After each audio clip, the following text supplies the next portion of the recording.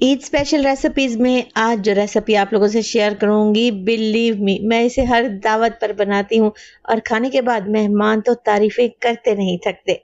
आज मैं बना रही हूँ बहुत ही जबरदस्त किस्म का बीफ। इसे एक बार बना लें, मैं गारंटी से कहती हूँ आप इसे बार बार बनाएंगे। अस्सलाम वालेकुम, मेरा नाम है फायजा खान और आज आप लोगों से शेयर करूंगी मैं परफेक्ट बीफ स्टू की बेहतरीन रेसिपी।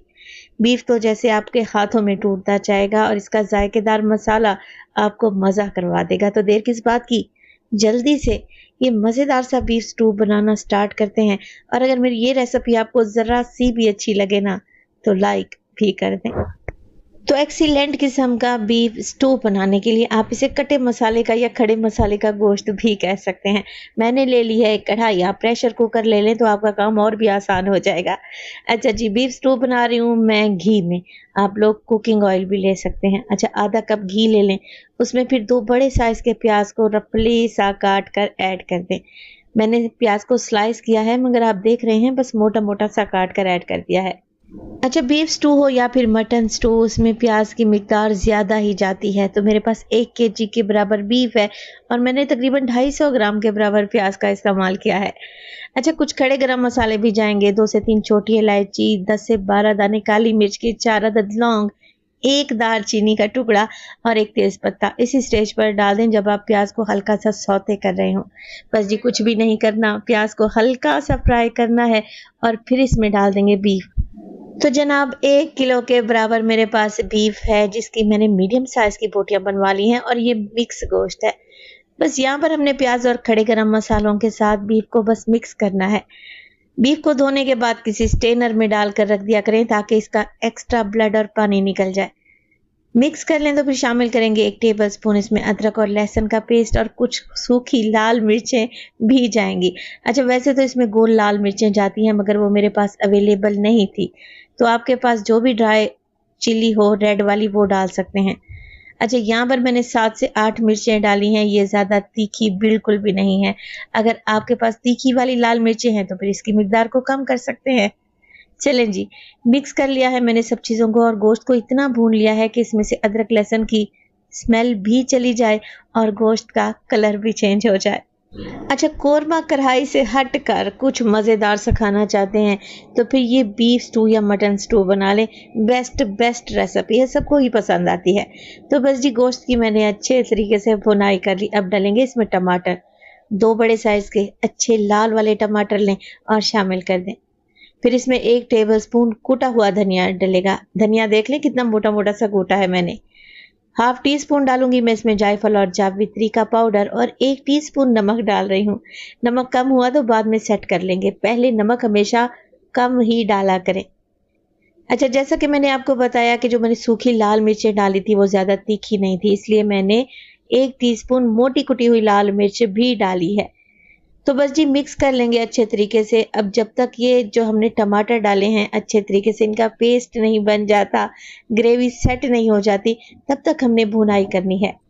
अच्छा, गोश्त की भुनाई तो मैं कर ही लूँगी, मगर आप लोगों से एक बात शेयर करती चलूँ, वो ये है कि अगर तो आपने अभी तक चटपटे पकवान को सब्सक्राइब नहीं किया तो सब्सक्राइब कर लें और रेसिपी को भी लाइक कर दिया करें।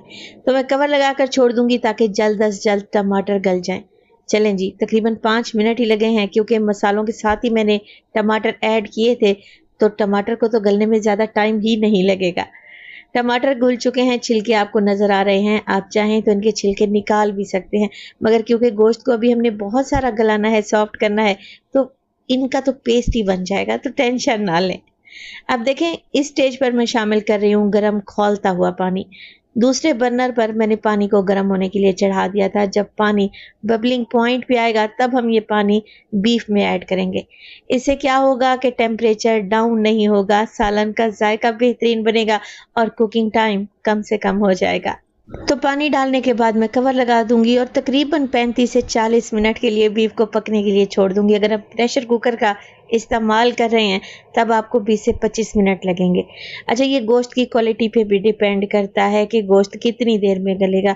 अब हर जानवर तो एक जैसा नहीं होता ना, आप खुद समझदार हैं।